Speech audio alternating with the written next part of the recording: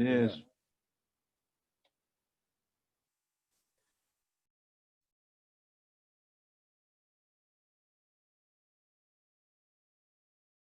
Olá, pessoal.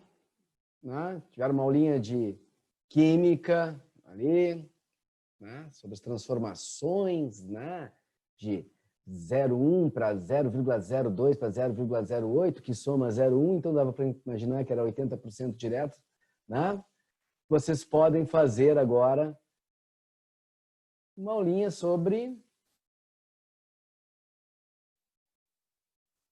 excreção. E esse foi o slide que eu parei com vocês falando na aula passada. Tá? Deixa eu me trocar de lugarzinho aqui. Tudo bem, pessoal? Tudo tranquilo? Posso começar ou vocês querem um minutinho aí para beber uma aguinha e dar uma xixi penteada?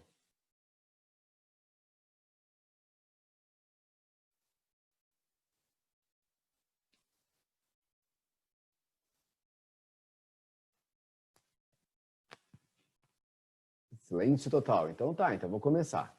Vamos lá. Pode começar. Valeu, Nicole. Tá? Esse acho que tem um delay grande do que eu falo e vocês colocam, mas então, para quem tem microfone, se quiser abrir o microfone aí para ouvir, eu vou ouvir tranquilamente, tá, pessoal? Então, pode abrir e perguntar, que também eu ouço a voz de vocês, né? Tá? Vou tentar deixar o chat aberto aqui para ver se eu consigo visualizar se aparecer alguma coisa aqui. Certo, pessoal? Então vamos lá.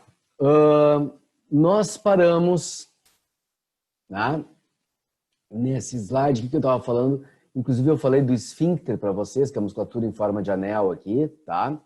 Que controla. Eu terminei falando que a idade perde sustentação e que o parto pode provocar ali. E eu fiz um desenhinho, né? Isso me lembra uma coisa um pouquinho, pessoal. Já vou deixar aberto o quadro aquele que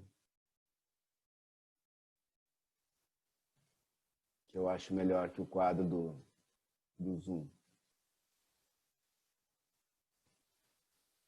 Tá? Então, pessoal, o que acontece aqui? Que nós temos de importante. Vou minimizar aqui para ocupar menos espaço. Tá? Simplesmente, pessoal, tu tem aquela esfíncter, porque o útero vem aqui e comprime, né? Então pode gerar o problema. Esse problema de bexiga caída, ele é menor nos homens, tu vai ter. Se tu tiver um problema de paraplegia, é comum dar problema nesse esfíncter também, porque tu não consegue controlar o esfíncter. Então aumentou com o volume, sai, tá? Só para falar para vocês que nem aparece no livro de vocês, volta e meia tem resoluções de problemas, e esse problema não aparece no livro, porque afinal de contas é um problema neurológico e não do sistema renal, mas que afeta o sistema renal, que é na paraplegia o indivíduo não tem, então, como controlar esse esfíncter. Para isso, pessoal, está se usando Botox. Tá? O Botox que a gente tanto fala na estética, né? Está se usando Botox aqui. Tá? Porque aí tu paralisa o músculo, então diminui o processo, né, de contração dele ali, ele mantém mais tempo fechado, então tem que aumentar o volume, tem que ser maior. Vai abrir de qualquer jeito, mas demora mais. Tá? Então tem se usado o Botox para auxiliar nesse processo aí, pessoal. Que é um uso diferente do que as pessoas estão acostumadas a ver do Botox, tá? É um uso bem legal, né? Então essa é a ideia, tá? Bom, pessoal, tranquilo aqui, isso aqui de forma mais direta, abrangente do que é. No próximo slide, nós vamos ter o rim em corte, ó. Então, tu tem a artéria renal, a veia renal. Então, só para retomar, o sangue vem por aqui, é filtrado aqui e sai o sangue pela veia renal. Esse filtrado, esse líquido recolhido, então tomem cuidado com isso, pessoal, isso é extremamente importante, porque é uma questão do português, né?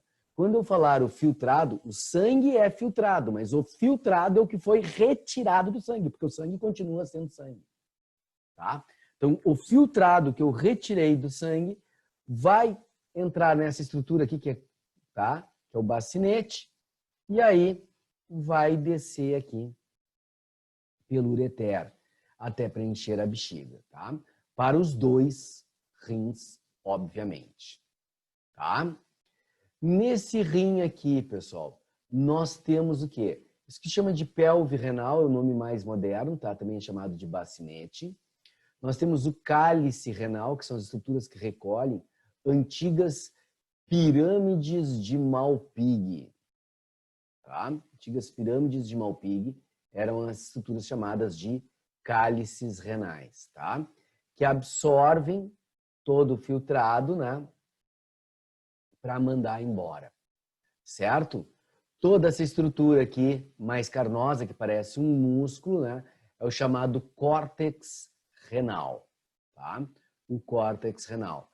Essa estrutura básica de um rim, quem tem aí origem uruguaia ou argentina, né? Ali, gosta bastante de uma parrilha. E na parrilha é comum eles servirem os rinhones, né? Então, servirem rim para comer. E tem gente que não sabe limpar de forma adequada o rim, e às vezes tu come o rim, parece que tu sente um cheiro meio de xixi, um gosto meio diferente, por isso que muita gente não gosta de comer o rim, tá? Porque ele tem que ser muito bem preparado. Se não for bem preparado, não fica com gosto tão legal, tá? É um gosto forte daí, né? Tá? Tá tranquilo, pessoal? Sem problemas? Que maravilha, tá? Então essa é a estrutura aqui geral do rim, tá? Rim nós temos 2, tá? 2. Então se um rim não estiver funcionando muito bem, o outro vai aumentar um pouco a sua funcionabilidade, mas um nunca funcionará por 2, tá? Um nunca funcionará por 2. Essa situação vocês têm que deixar, saber que tem que ficar bem claro para vocês. Um não fará o papel de 2. Tá? Por que eu estou falando isso? Eu vou repetir uma coisa que eu já falei para vocês e que é importante, que assim, ó, as pessoas acham muito legal dizer que vão doar coisas porque são altruístas, né? E rim é uma coisa que tu pode doar em vida. Porque como tu tem 2, tu doa um e tu vai, tá? Então, na realidade, o que acaba acontecendo? Se tu doar um nunca trabalha por 2. Esse um vai trabalhar por 1,5, vamos dizer assim, tá? Por 1,5. Vai funcionar bem. Só que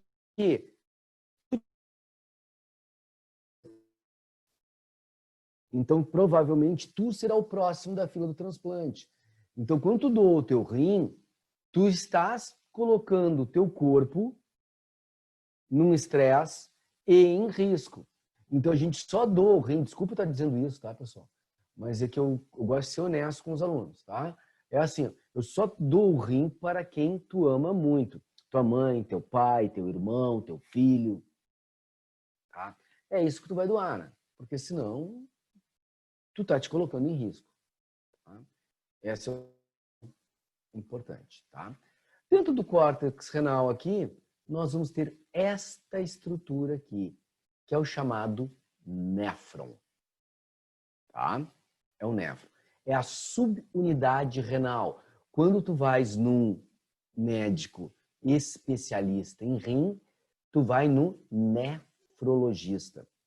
O urologista, ele trabalha com o sistema urinário, rim, bexiga e aparelho reprodutor, tá? Urologista.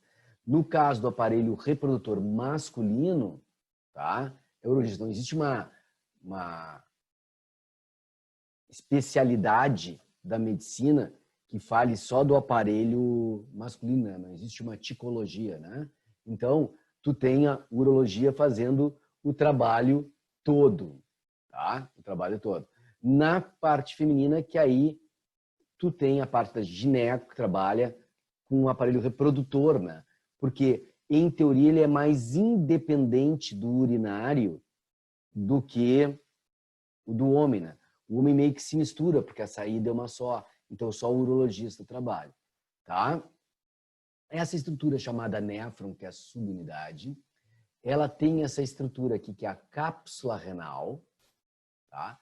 Toda essa estrutura aqui é a cápsula renal, ou também chamada de Baumann, que é o cara que estudou, tá? O cara que estudou, certo?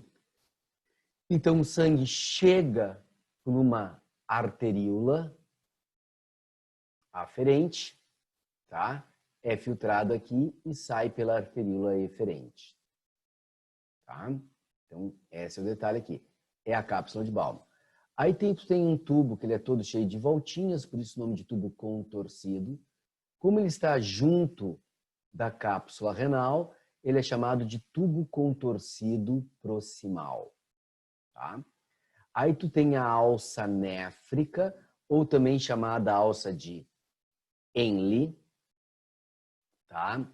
Que vai terminar no tubo contorcido distal, que entra com o tubo coletor.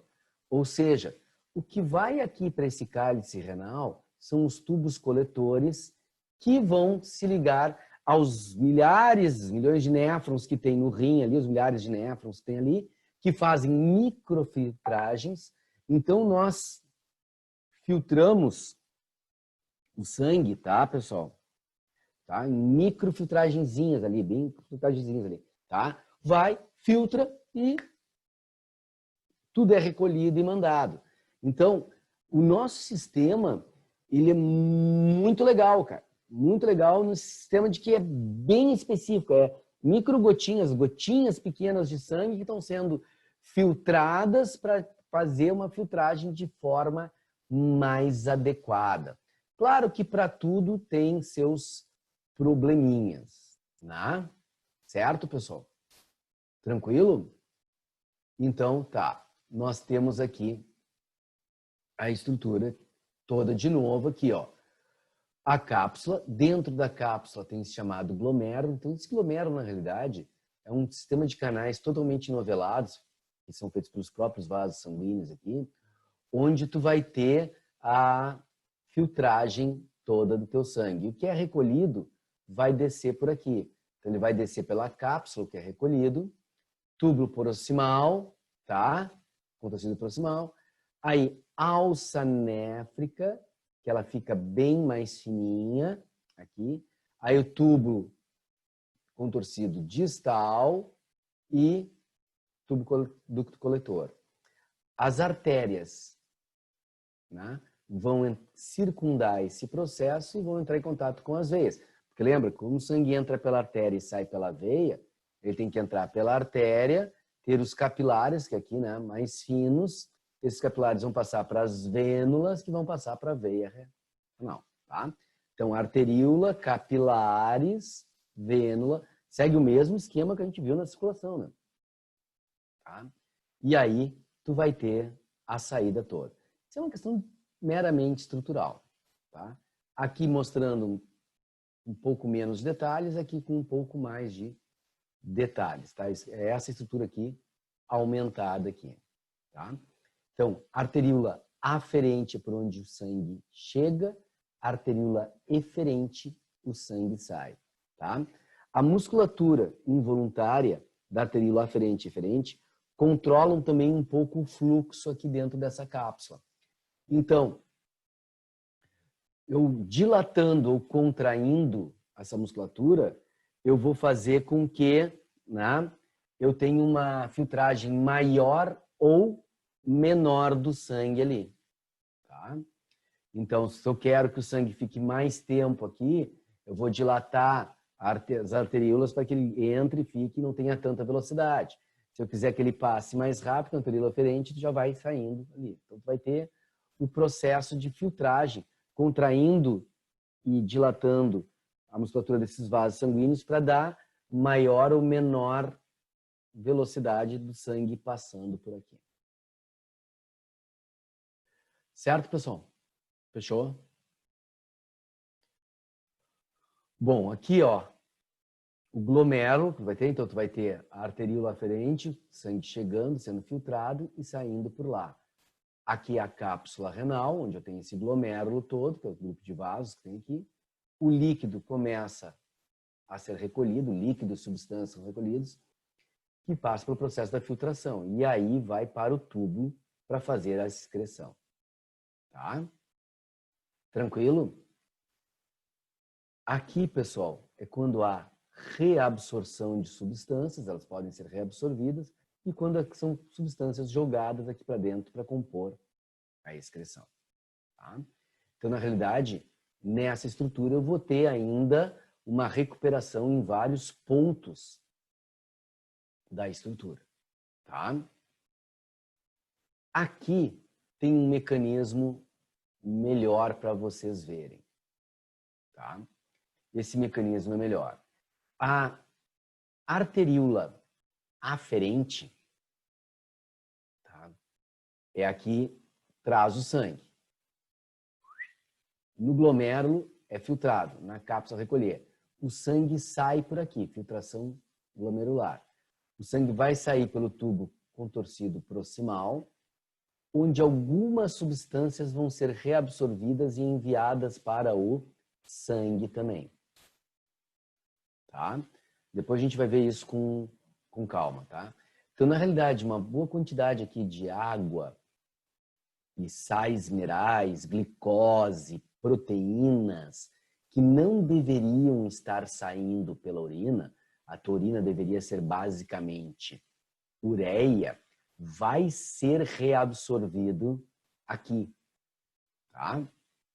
Passar para o teu sangue de novo. Então, tu vai reabsorver os sais minerais, a glicose, coisas que não deveriam sair, proteínas, tu vai reabsorver aqui. Na alça néfrica aqui, tu vai ter a ação do hormônio ADH para fazer a reabsorção de água, principalmente de água, mas também tu vai ter uma reabsorção ativa de glicose e sais minerais na alça néfrica. Tá legal, pessoal? Sem problemas?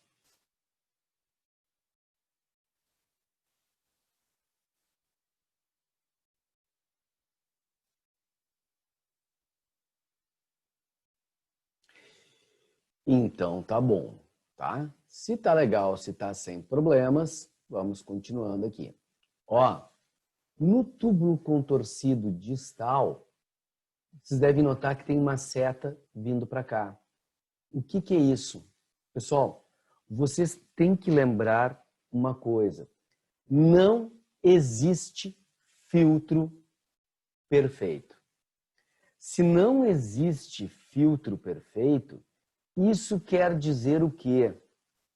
Que coisas que não deveriam sair do sangue vão sair, por isso que eu tenho que reabsorver. E coisas que deveriam sair não vão sair. E por isso tem que fazer a eliminação por absorção no túbulo contorcido. Então, parte da ureia que chegou aqui e que deveria ser eliminada e não foi, vai ser reabsorvida aqui.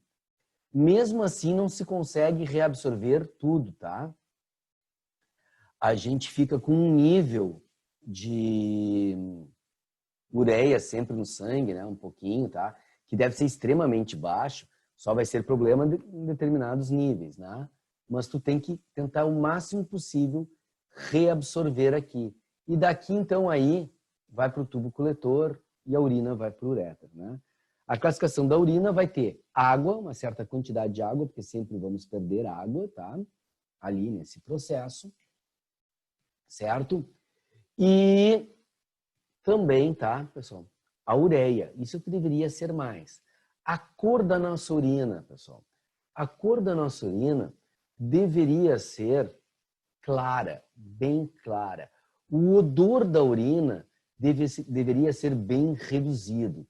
Então, se a tua urina estiver muito escura e com um cheiro muito ativo, não quer dizer que tu estás doente, que tu tem que sair correndo para o médico. Mas quer dizer sim que tu estás fazendo alguma coisa errada. Provavelmente está ingerindo algumas substâncias que não deveriam estar ingerindo ou deixando de ingerir a quantidade de água necessária. Todo mundo tem que beber uma grande quantidade de água, né? Que também não pode ser muito demasiada, né? Tá? Mas tu tem que beber aí em torno de 2 litros diários, né? 2,5 litros diários, tá?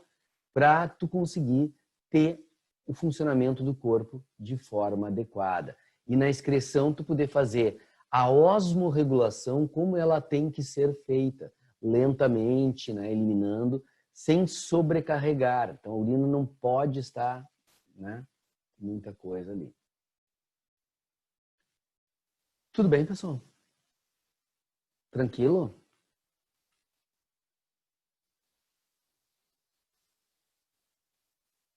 Então vamos tocar o barco aqui. Ó, pessoal, no glomérulo, a gente pode fazer um vai e volta aí se precisar, tá? No glomérulo, a pressão do sangue força a filtração no glomérulo, com a passagem de substâncias para a cápsula renal. Substâncias envolvidas: água, glicose, aminoácidos, sais, ureia, ácido úrico, que tem no nosso corpo, tá? E outras substâncias, tá? Túbulo contorcido proximal: difusão e transporte ativo executado pelas células do túbulo filtrado. E o que se tem? Água, glicose, aminoácidos, sais, tá? Então, essa difusão que eu estou falando aqui é a osmose que vai acontecer ali da água, né? Porque difusão simples, né? Difusão ou diálise, osmose, difusão facilitada, em muitos livros entram com o nome de difusão simples, todos os três dentro da difusão simples. Então, tu tem a reabsorção de água, aminoácidos e sais. O que eu falei para vocês ali, tá? Aí, pessoal, na alça néfrica, água e sais basicamente, tá? Então, tu vai ter osmose da água para os capilares sanguíneos e os sais aí para o transporte, né, ativo, tá? No tubo contorcido distal, transporte ativo executado pelas células do tubo remove excretas dos capilares. Ou seja, deixa eu voltar aqui para vocês entenderem. Olha aqui, ó. Quando sai aminoácido para cá, sais minerais, a concentração de sais minerais e aminoácidos aqui vai ser maior que aqui. Por isso que eu preciso do transporte ativo. Aqui, como eu tenho a água em grande quantidade, vai fazer osmose para reabsorver. Então, vou ter que ter o transporte ativo aqui que vai. A quantidade de ureia que ficou aqui fica muito menor da que saiu por cá. Então, para eu tirar a ureia daqui para cá, tem que ser para o transporte ativo, porque aqui vai estar menos concentrado do que no conteúdo que tem neste filtrado. Então, tem que ser por transporte ativo dessa ureia. Tudo bem? Então, o ácido úrico, amônia, alguma coisa de amônia que ficou, íons de hidrogênio, a própria ureia, tá? Que ficou, tem que ser por transporte ativo ali, liberado, tá? O ducto coletor, ele recebe a urina, conduz ao ureter. Reabsorção de água só, tá? Claro que na água muitas vezes vem envolvida a coisa. O que está envolvido no tubo coletor? A água que é absorvida, ureia, ácido úrico, sais e amônia, que vão ser expelidos pelo nosso corpo, tá? Então sempre alguma coisa tu vai ter. O que vai acontecer? Isso aqui, pessoal, te dá um processo de diagnóstico dentro da medicina do que está acontecendo com teus rins. Se tu tem algum nível de infecção, se tu tem alguma coisa errada nele. Por exemplo, se aqui embaixo estiver saindo glicose, aminoácido, né, em grande quantidade, isso já vai se referir a uma série de coisas. Por exemplo, se aqui embaixo tiver glicose, tá, do coletor, isso pode ser um indício de duas coisas. Ou de que teu rim está com um processo de infecção e não está funcionando como deveria, e o mais provável é que tu tenha te tornado diabético. Tá? Tu está com algum tipo de diabetes. Porque quando aumenta muito a concentração da diabetes, do glicose no sangue, vai sair muita glicose no filtrado. Tá? Muita glicose no filtrado. Então, vai alterar a concentração aqui.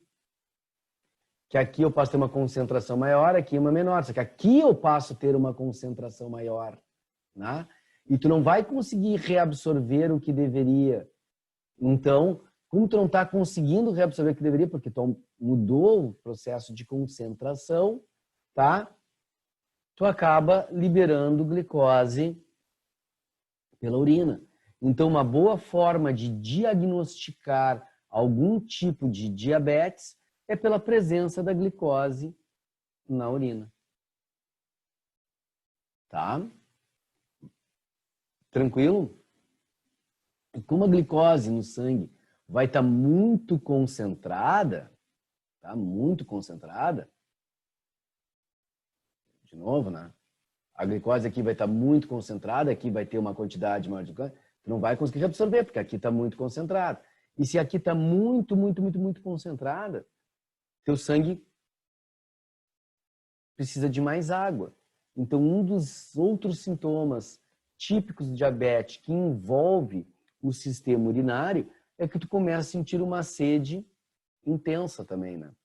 Então, a pessoa que está do nada, assim, aquela coisa assim, não comeu nada salgado demais, não tem nada, do nada, assim, começa a tomar água. E não é num dia, é todos os dias começa a tomar água numa quantidade muito superior ao normal que tomava sempre, sem fazer um exercício físico, sem alterar a alimentação, sem nada, é porque pode ser um indício também do diabetes. Pessoal, alguma dúvida até aí, hein?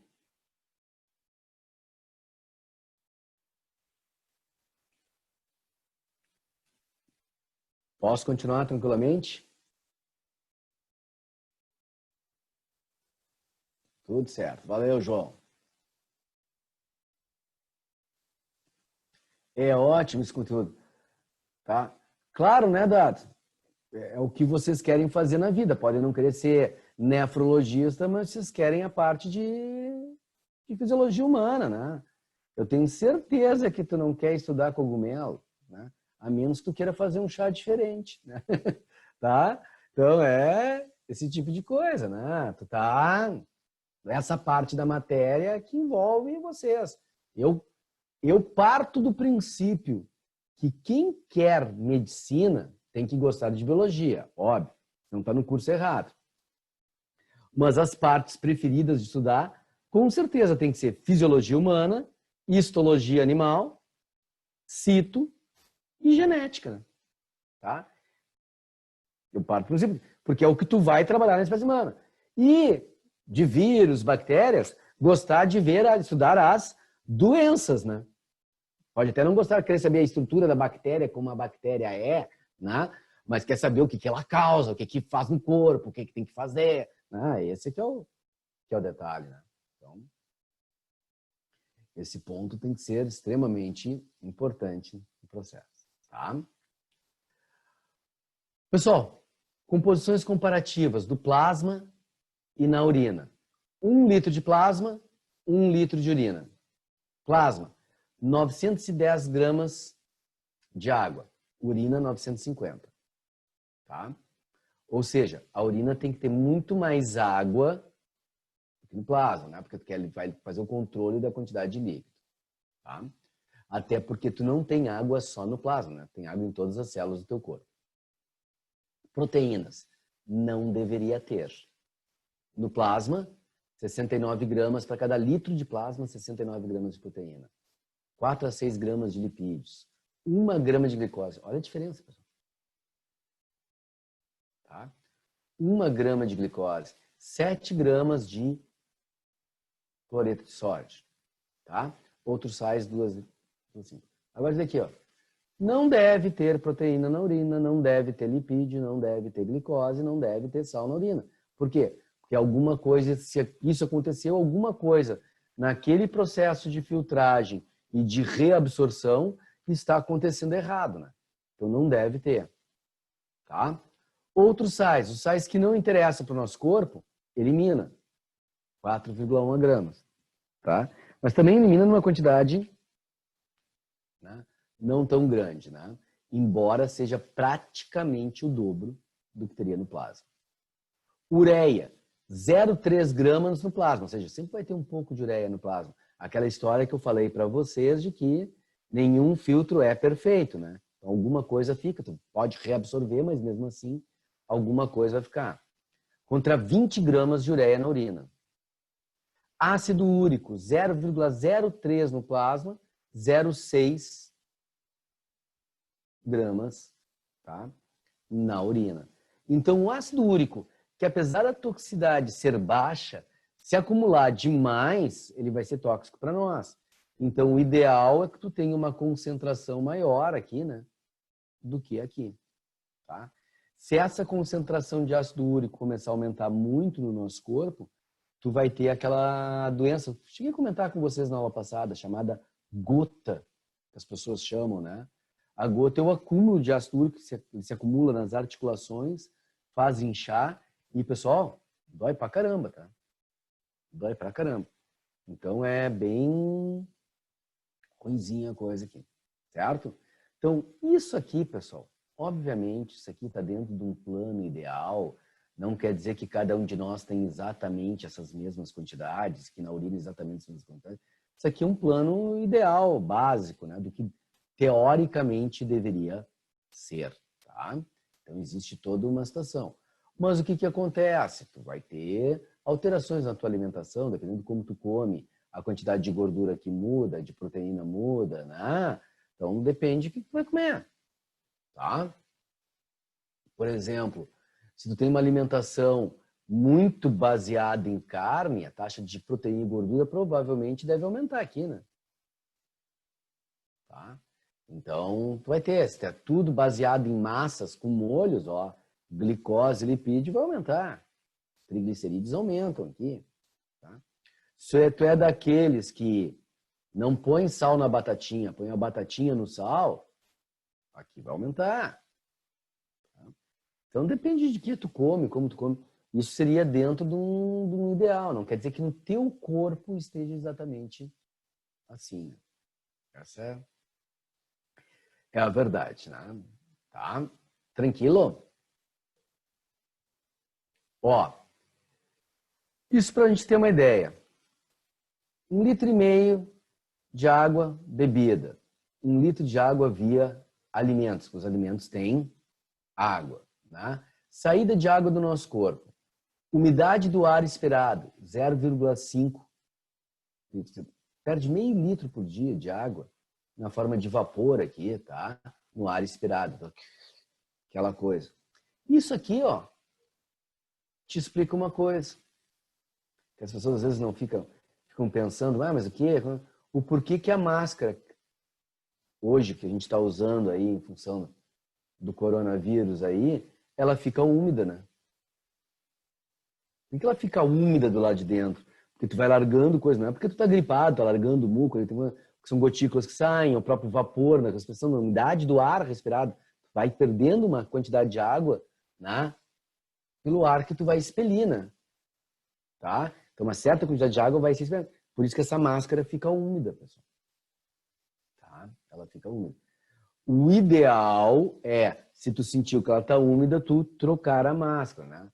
Mas ela vai ficar úmida logo, logo, né? Então isso acaba se tornando menos prático do que a realidade, né? Na realidade, tu acaba ficando com a máscara úmida por mais tempo, porque, né?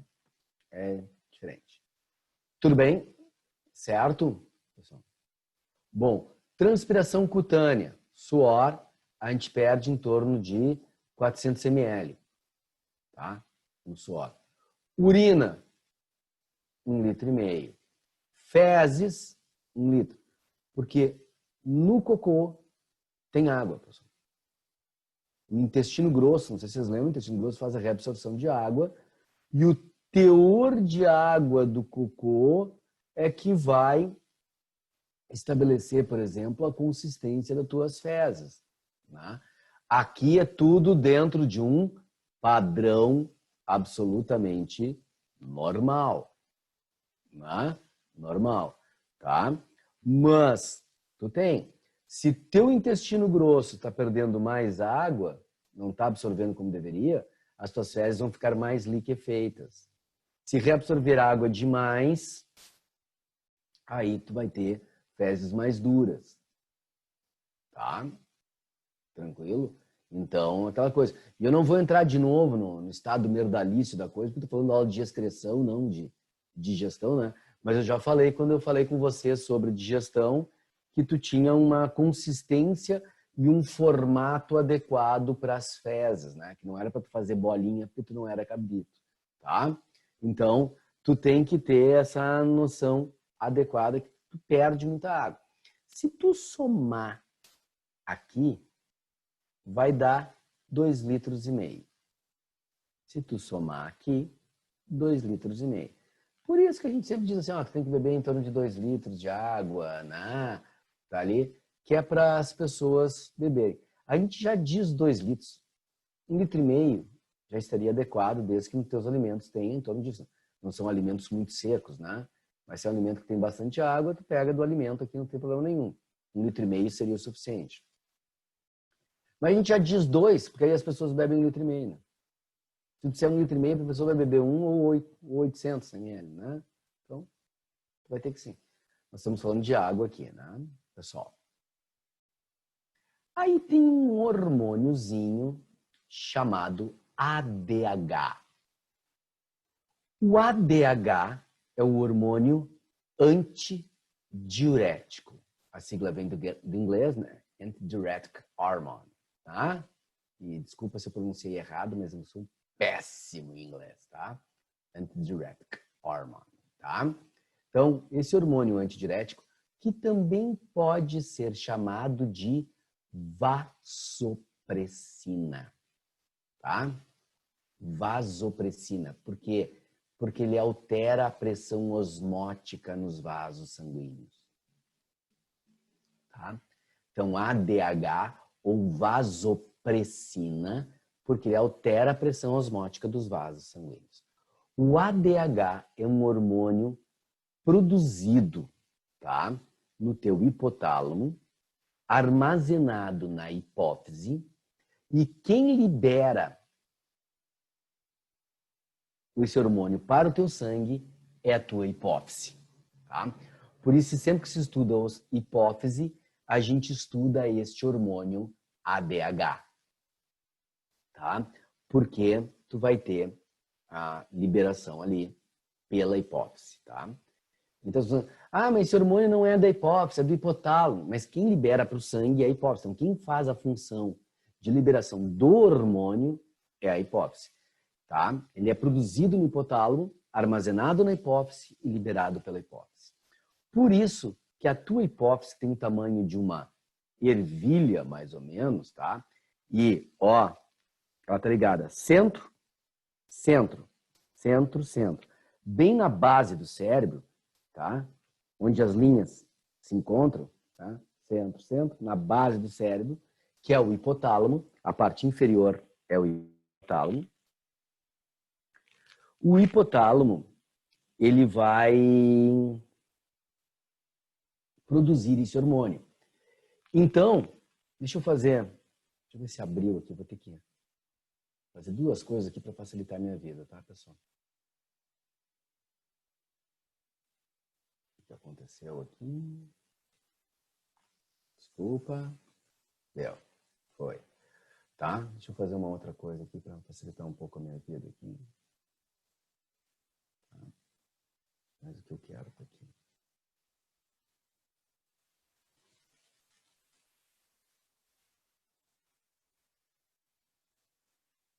Não abriu ainda totalmente, tá, pessoal? Mas vai abrir agora aqui. Só um minutinho. Que o lerdinho do meu computador vai abrir.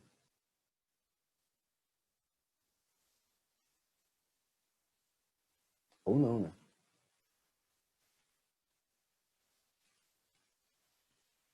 Amor.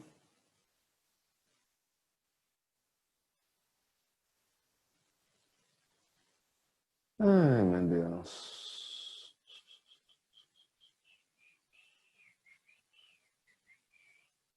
Vamos desistir, vamos para esse outro aqui. Agora foi. Bom, fica assim mesmo.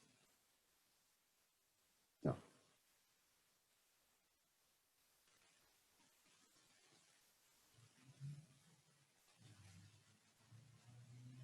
Vamos limpar a tela aqui, tá? Ó, pessoal. Nós temos aqui, então, ó, o nosso cérebro, tá? Cheio de 1000 voltinhas, tá? O que acontece? No nosso cérebro, essa área inferior é o chamado hipotálamo, tá? Na base do cérebro, deixa eu trocar a cor da caneta aqui.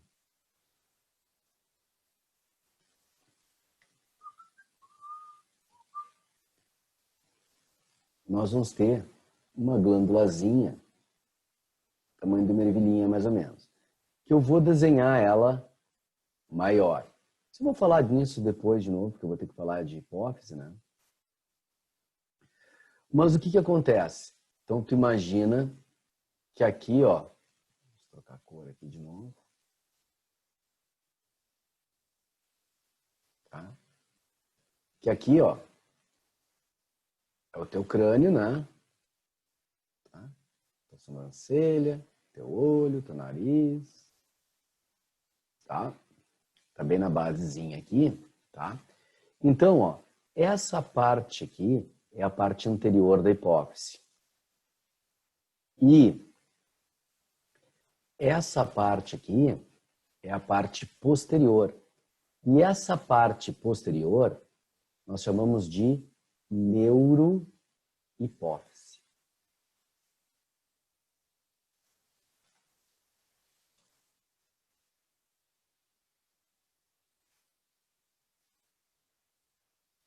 Ficou fashion isso, hein? Ficou fashion, tá? Neurohipófise, tá? Essa parte é a neurohipófise.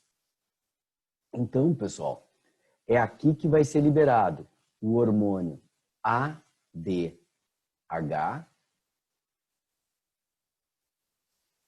tá? E um outro hormônio chamado ocitocina, tá? Ocitocina. Então, pessoal, essa neurohipófise, ela vai liberar esse ADH, que é o que nos interessa. Porém, o hipotálamo, aí eu vou fazer melhor, pessoal, para ficar mais fácil. Se eu fizer assim. O hipotálamo, tá? Ele faz que funções? Tá? Ele faz o controle da temperatura, ele faz a saciedade, tá? E a sexualidade tá ligada ao hipotálamo também, tá? Controle da temperatura, saciedade, sexualidade e produção hormonal, obviamente, né?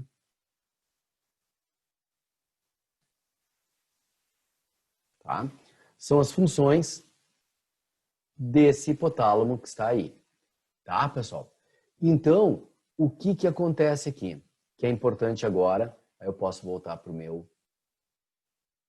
slide.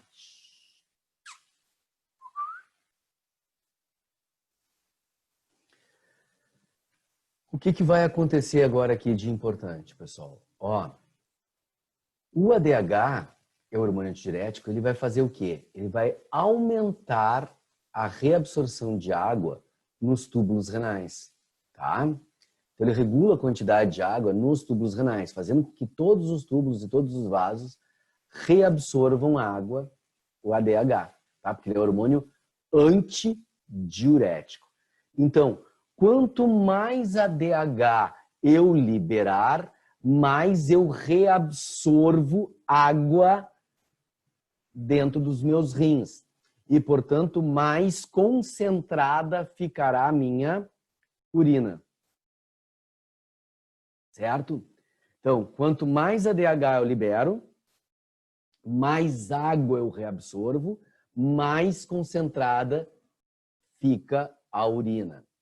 Quanto menos ADH eu libero, menos água eu vou conseguir absorver e mais água na urina vai ser liberada. Então, a urina vai ser menos concentrada. Tá? Tranquilo?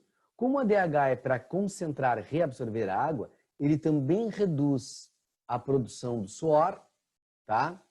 E com isso, tá? Ele eleva a pressão sanguínea, porque ele vai começar a fazer com que os vasos sanguíneos contraiam. E contraindo o vaso sanguíneo, vai aumentar a pressão sanguínea nossa, tá?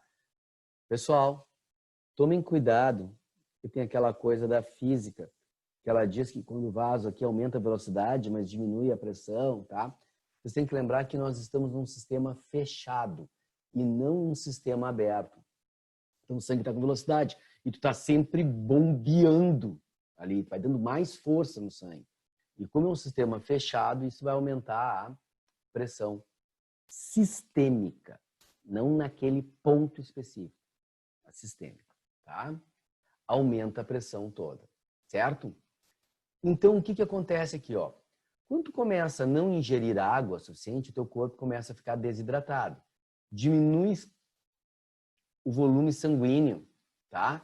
Aumenta a pressão osmótica. Então, aumenta a produção de ADH e libera ADH. O ADH faz o quê? O aumento da permeabilidade dos tubos coletores, reabsorção de água em quantidade elevada. Aumentou muito a reabsorção de água, aumenta o volume sanguíneo, diminui a pressão osmótica. Aí tu vai liberar menos ADH, né? Eu falei. Então tu vai fazer o escaminha, quer dizer, vai liberar mais ADH porque diminuiu a pressão osmótica. Vai manter o ciclo todo à base ADH. Desidratou, aumenta a pressão osmótica, aumenta a produção de ADH, libera o ADH, tá?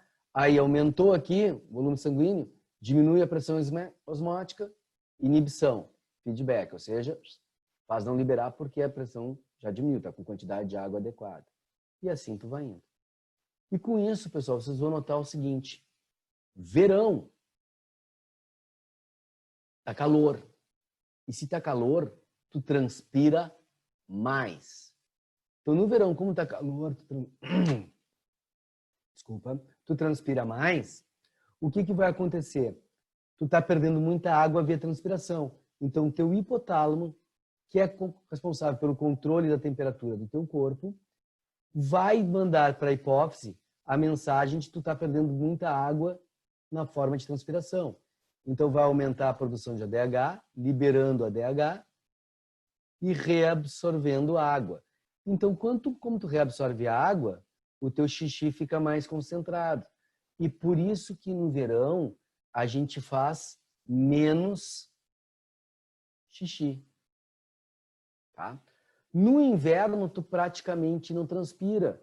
E aí a gente pode voltar lá, ó. O que acontece aqui no verão? Eu perco mais aqui. E se eu perco mais aqui, eu tenho que reabsorver mais água, tá? Para evitar que meu corpo se desidrate. Então, no verão, tu reabsorve a água, aí na urina, tu vai diminuir aqui, porque tu aumentou aqui, tu diminui aqui, para perder a mesma quantidade de água, tu retém mais. No inverno, isso aqui é menor. Se isso aqui é menor, tu aumenta aqui, para manter a mesma quantidade de água no teu corpo. Tem que manter o equilíbrio. Então, no inverno, é mais comum fazer xixi. Aliás, se tu já tomou banho numa piscina ou no mar mais gelado, a primeira coisa que te dá é vontade de fazer xixi, né? Tá gelado. É aquela sensação, teu corpo recebe aquela sensação de frio, o hipotálamo tá frio, não tá perdendo água e tu quer fazer xixi. Tá? Então, tu tem em função dessa situação. Tranquilo? Pessoal, isso aqui é outra coisa que eu quero falar depois. Deixa eu ver se é. Tá? Mais uma coisinha, pessoal. Álcool inibe a liberação do ADH, tá? Inibe o funcionamento do ADH. Então, quanto mais bebidas alcoólicas tu beber, mais xixi tu vais fazer. Por quê? Porque o álcool presente no sangue vai inibir o ADH, e se tu inibe o ADH, que é o antidiurético, tu vai reabsorver menos água nos rins, então tu vai fazer mais xixi. Ou seja, o efeito do álcool é um efeito de desidratação. Pessoal, eu estou falando assim, mas vocês com certeza lembram que tem pessoas que ingerem bebidas alcoólicas, né? Tá? Tem pessoas que ingerem bebidas alcoólicas. Então, tá? O que vai acontecer aqui de importante para tu saber? Tá? O álcool inibe. Se tu beber pouquinho, obviamente inibe menos, né? E, por exemplo, se tu já foi numa Oktoberfest, né? Numa Oktoberfest uma vez ali, né? Tu bebe uma caneca, duas canecas, três canecas, na quarta caneca tu chamira o banheiras. E depois que tu foi o primeiro fez no banheiras, tu vai ter 5 em 5 minutos, né? No banheiras.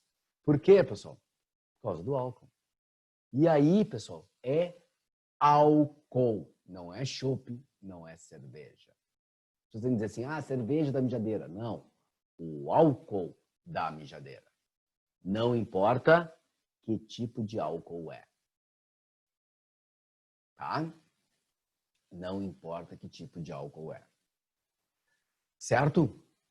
Tranquilo? Maravilha. Tá, pessoal? Por que com cerveja a gente faz mais xixi? Porque tu bebe mais água. Tá? Tomar um copo de chopp, o copo padrão de chopp é 300 ml.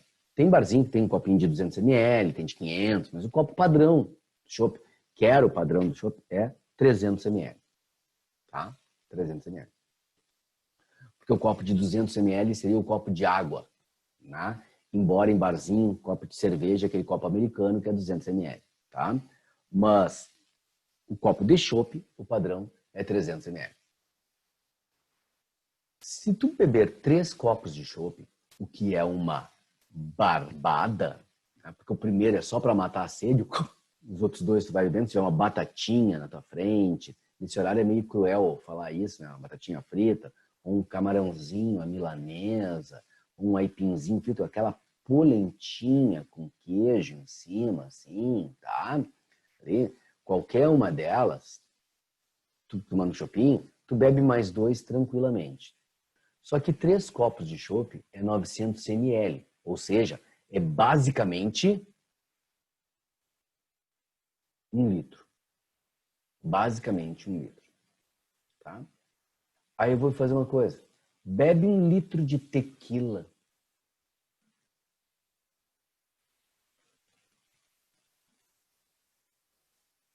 Tu vai ver que o efeito não é só mijadeira. Tá? E, aliás, é bem provável que sequer tu veja o efeito. Né? Tá? Tu não vai ver o efeito. Tá? Então, tá estimulando o suicídio? Não, não tô, tá? Não tô estimulando o suicídio. Mas eu tô mostrando que, né, tem gente que é pingucinha, né? Que toma pra caramba, né? Não importa o que é. Né? Então, já sabe que tem essa possibilidade, né? Tá? Então, faz uma diferença muito grande ali, né? Tá? Mas O que acontece aqui? Até vamos botar aqui um cálculozinho para vocês, legal aqui. E fácil de entender. Ó. Cerveja comum, tá? Cerveja de latinha de supermercado. Graduação alcoólica. 5%. Isso quer dizer o quê? Que de cada 100 ml de cerveja, tu tem 5 ml de álcool. Tá? Ou seja, para cada golinho de álcool aqui, tu tá tomando um monte de água. Tequila. Graduação alcoólica da tequila, 40%. Então, de cada 100 ml de tequila, tu tem 40 ml.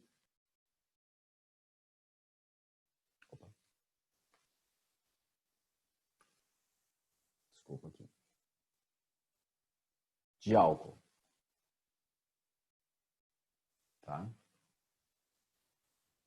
50 ml, 40 ml de álcool. Ou seja, a concentração de cada gole da tequila é 8 vezes maior que a da cerveja. Tá? Se for absinto, não sei se é assim que se escreve, tá, pessoal? Se estiver errado, desculpa, mas eu não sou pinguço, eu não tomo absinto. O absinto chega a 80%. Portanto, é 20 de água e 80 de álcool. Isso aqui cura até da Covid. Tá? E cura o corona. Em vez de passar álcool gel, tu toma absinto. Tá? Porque é muito álcool. Né? Muito álcool. Tranquilinho, pessoal. Tá? E isso aqui, com a história do álcool, vai fazer o seguinte, ó. As pessoas bebem uma cervejinha para se hidratar na beira da praia, na realidade estão se desidratando, porque o acúmulo do álcool vai fazer mais xixi e vai perder mais água, né? Porque ele não deixa o ADH funcionar. Desidrata. Esse é um dos motivos porque depois que as pessoas bebem uma quantidade de álcool muito grande, é comum elas terem dor de cabeça, que é a desidratação, né? Gerada, e pela vasodilatação que também acontece. Ou seja, o álcool faz todos os efeitos contrários ao ADH, né? Ó, o ADH aumenta a reabsorção e dá vasoconstrição. O álcool dá vasodilatação e diminui a reabsorção de água, né? Efeito totalmente contrário. Tá? Esse é um ponto importante. Certo, pessoal? Tranquilo? Maravilha. Outra coisa ligada aqui ao rins, tá, pessoal? Sobre os rins aqui, tu tem a glândula chamada suprarrenal ou adrenal, tá? Essa glândula, ela produz um hormônio chamado aldosterona, que também pode aparecer com o nome de mineralocorticoide. Tá? Mineralocorticoide. Então, quando a taxa, a concentração de sódio diminui muito no sangue, tá? Nem só no sangue, ele diminui muito nos tecidos, porque tu sabe, no sangue não, eu falei errado, tá, pessoal? Vou reconstituir isso aqui. Tu sabe que tu tem muito mais sódio fora das células do que dentro. Então, naquela substância intersticial, no interstício, né? No plasma, tu vai ter que ter muito mais sódio do que nas células. E quando houver uma queda dessa concentração de sódio, que tem que ser maior fora das células, esse vai ser o estímulo, tá? Para a glândula suprarrenal liberar o hormônio aldosterona. O aldosterona vai atuar sobre os néfrons, aumentando a reabsorção de sódio. Como sódio e potássio têm um equilíbrio, isso altera a quantidade de potássio também, tá? Dentro das células, né? Porque eu vou ter que reabsorver mais sódio, vai passar pelo canal, passou sódio no canal, sai potássio, né? Tu vai ter esse processo. E com o aumento da produção, da reabsorção do sódio, aumenta também a reabsorção de água, porque o sódio é higroscópico. Então, diminui a quantidade de xixi. Então, na queda da concentração do sódio, estimula a suprarrenal, que libera o hormônio aldosterona, o mineralocorticoide, que faz tu aumentar a reabsorção de sódio e, com isso, aumentar a reabsorção de água também, diminuindo o volume de água que é expelido via xixi. Tudo ok aqui, pessoal? Sem problemas? Maravilha. Pessoal, aqui te explico uma segunda coisa, tá? Que é muito importante. Quem é asmático aí deve saber isso, tá?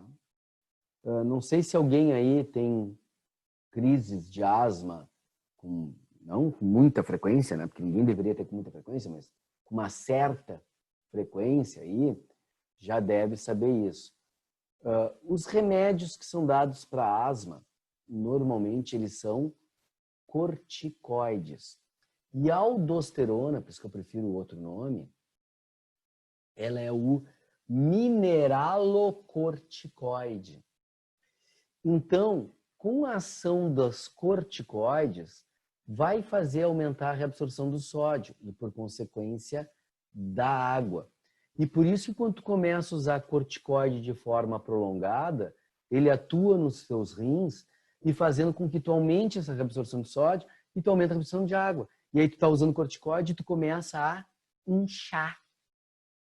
As pessoas dizem, fulano tá engordando. Não, fulano tá inchando. Ele tá com muito líquido no corpo porque ele tá liberando, né, muito desses corticoides no sangue, fazendo com que tenha essa reabsorção do sódio no corpo. Tá? Isso vai te explicar, então, por que esses corticoides te fazem inchar. Fechou, pessoal? Nenhum problema.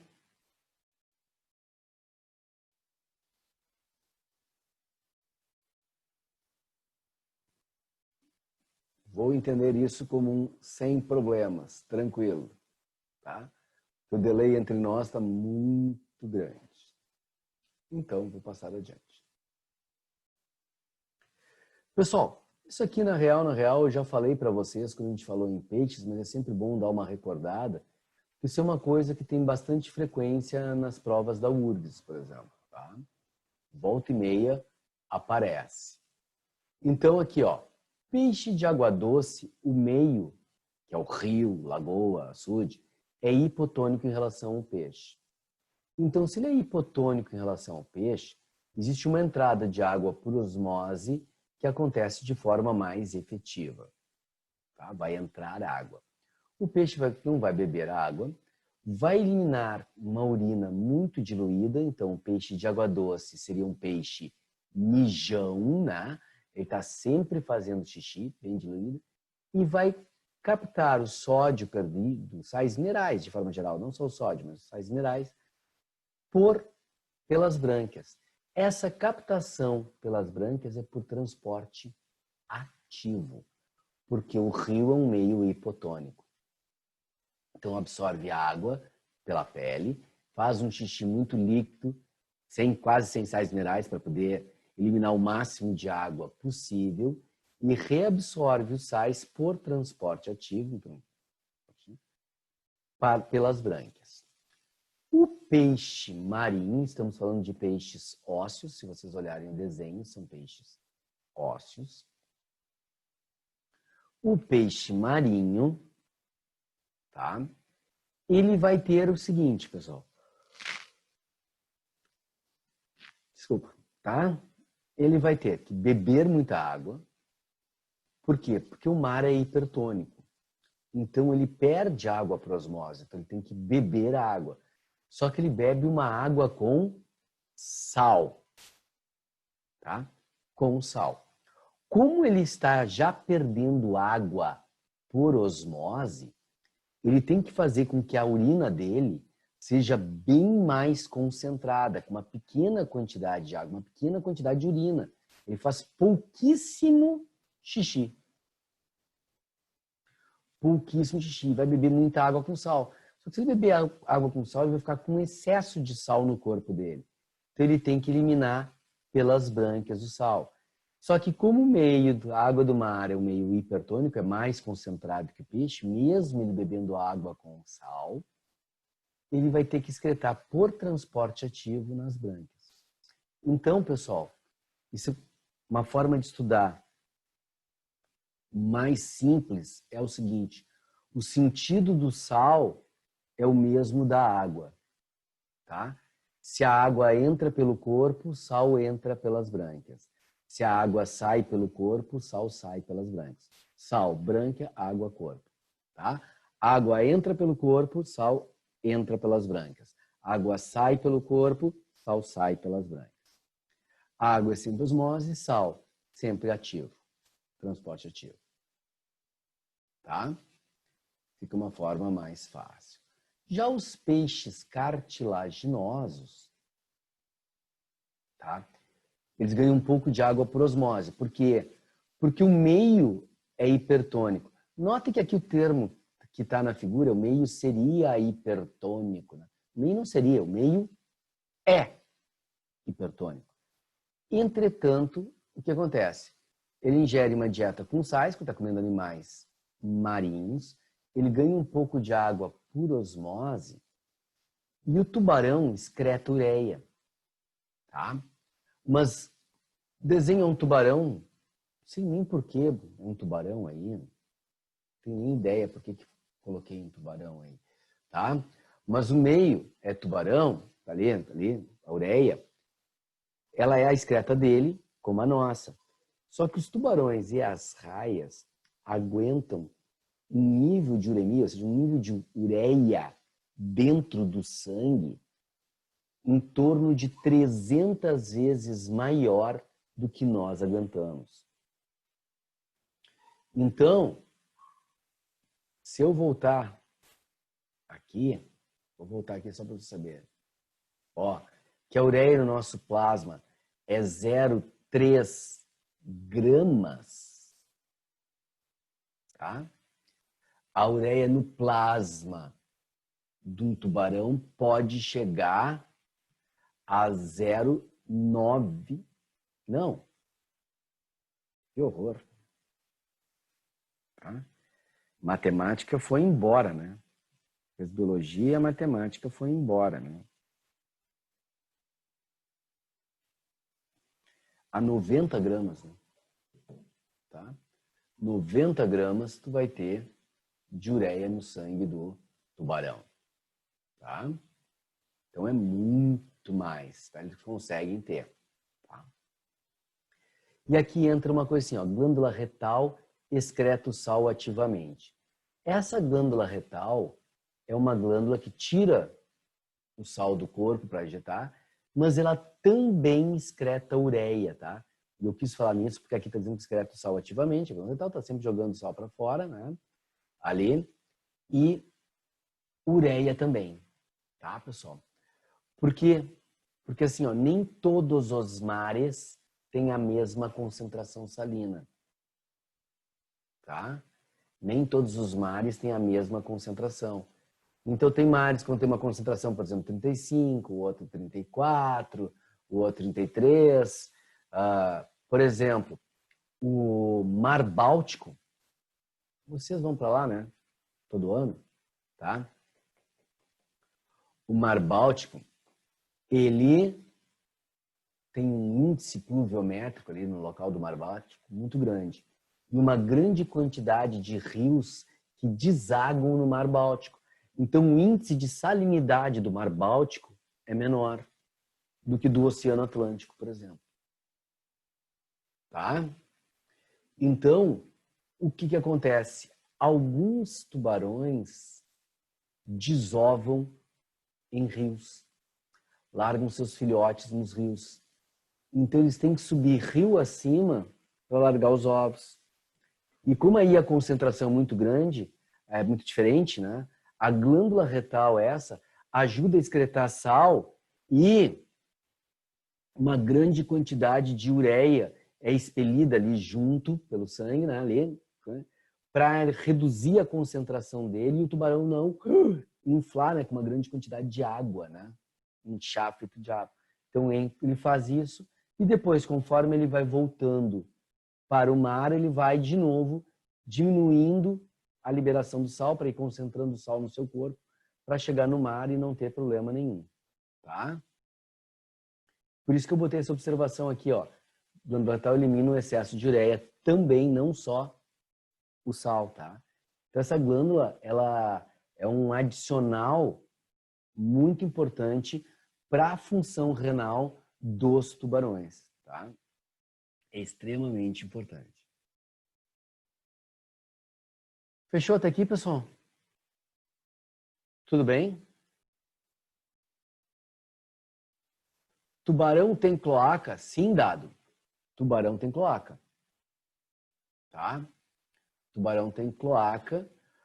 Os peixes ósseos, voltando aqui, eles têm um poro genital, a poro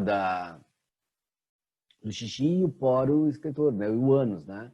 Então, eles têm um poro genital, o poro da uretra, abertura da uretra, e o ânus, é tudo separado.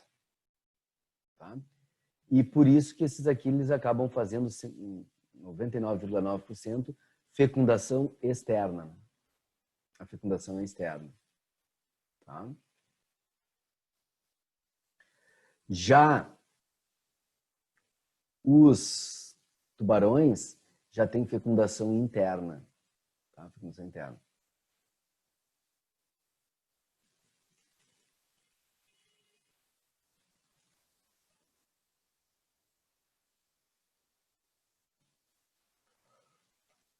Não sei se entendi tua pergunta aqui, Dado. Os ovos dele não ficam com pH muito baixo, já que eles excretam amônia. De quem tu está falando aqui? Dos ósseos, dos cartilaginosos, do tubarão? De quem? Tubarão não é amônia, né? É ureia, né?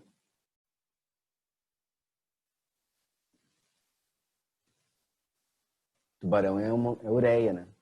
Não é amônia. Tá? Então não tem que pedir desculpa, que é isso, cara? Pelo amor de Deus. Tá? Não é assim. Tá? Então não tem problema nenhum, tá?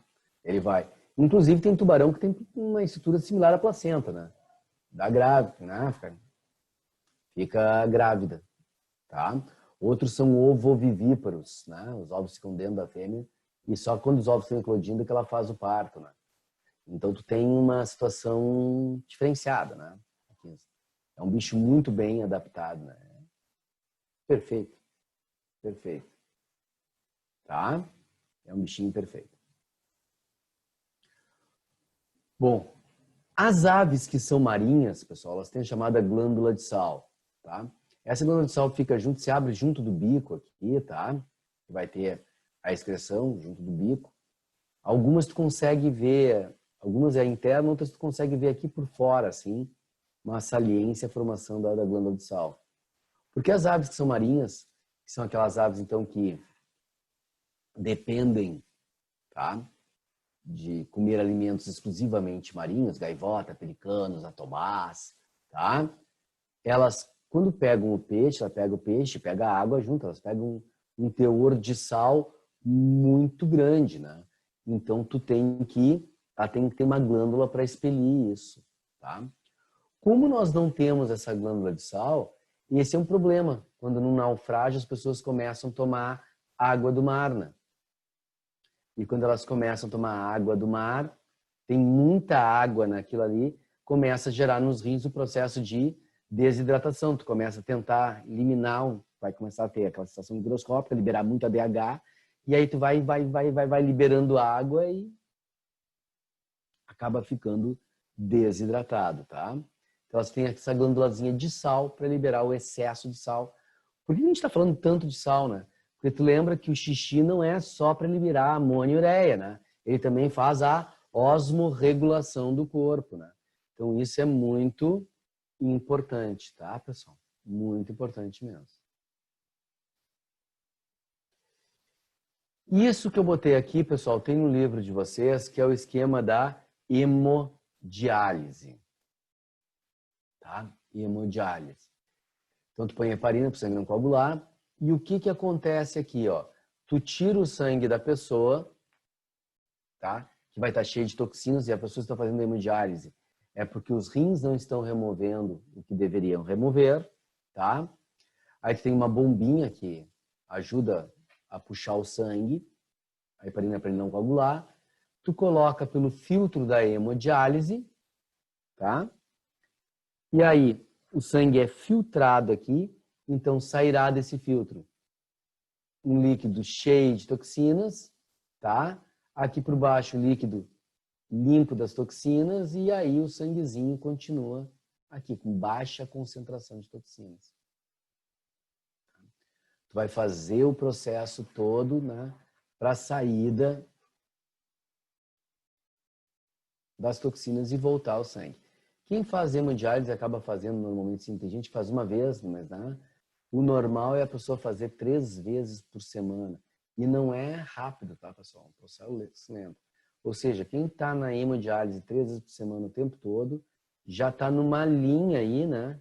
Numa linha, tá? Para fazer um transplante de rim. Tá? Por quê? Porque não consegue... Já vou te responder, João Vitor, tá? Já vou responder aqui. E esse sistema, ele filtra, mas ele não consegue fazer o papel do rim como é o rim. Soro, o que tem nesse filtro para fazer? Tá? Aqui a gente altera a produção, nesse filtro, as substâncias que são bem extremamente finas, porosas, tá, ali, e altera as pressões osmóticas, né? Então tu faz a água sair e voltar deixando as toxinas ali, tá? Altera a pressão osmótica. E aí ele vai fazer a função, mas é muito, como é que se diz? É superficial, né? Não chega a ter a ação como deveria, tá? Então, é tipo assim, ó. Se tu der uma olhada aqui, ó, vou pegar aqui para vocês verem que assim, ó, no livro de vocês na página 764 tem esse esquema que eu acabei de botar para vocês, tá? E tem ali uma passagem que é importante, ó, para evitar que depois de um tempo o sangue em contato com o filtro, a diálise desequilibre sua concentração com o líquido, o processo é dinâmico, tá? Então, ou seja, eu tenho que fazer o sangue girar para que não entre em equilíbrio, tá? Deixa eu ver se mais que tem aqui. Ó, o paciente é ligado a uma máquina que puxa seu sangue através da bomba que faz passar por um filtro que tem uma membrana semipermeável, retira as toxinas e as substâncias em excesso por difusão, devolvendo ao sangue depurado ao paciente, tá? Então, filtro semipermeável ali, tá? Que altera a pressão, né? Osmótica ali toda para fazer a concentração, tá? Para evitar que depois de um tempo o sangue em contato com o líquido do filtro se equilibre sua concentração, o processo é dinâmico, tá? É o que eu li para vocês. Uma sessão de hemodiálise convencional para pacientes renais crônicos dura 4 horas. Tá? Tempo necessário para filtragem do sangue. Então é um horror, né, pessoal? Tá? É um horror. Vai ficar 4 horas plugado na máquina aqui com a membrana impermeável, alterando os processos de pressão e aí tu consegue reabsorver um sangue mais limpinho ali. E não vai fazer o papel do rim como deveria, tá? Por que não vai fazer o papel do rim? Porque não tem como fazer aquela coisa de tá com pouco sal, precisa reabsorver mais sal, tá com pouco isso, tem que reabsorver tal coisa, tá com muita ureia no sangue. É difícil, né? Fazer esse processo aí. Então, melhora Sem isso o cara não vai viver, mas o cara está na linha de espera de um transplante renal. Certo, pessoal? Tranquilinho? Eu acho que esse é o meu último slide. É o último slidezinho para esse processo, tá? Então, eu acho que eu não cheguei a publicar isso aqui no grupo para vocês, né? Tem que publicar isso agora. Faltam 3 minutinhos para terminar a nossa aula e eu quero fazer os exercícios, mas eu vou deixar então os exercícios para a próxima aula, para a gente fazer, comentar e seguir o nosso livro adiante aí. Certo, pessoal? Tranquilo? Então, até amanhã de tarde. Forte abraço em todos. Virtual, né? Porque não pode ser direto, né? Mas vai. Fiquem em casa, por favor. Se saírem, use máscara, tá? Com ela sobre o nariz, tá? Tchau, até amanhã, pessoal.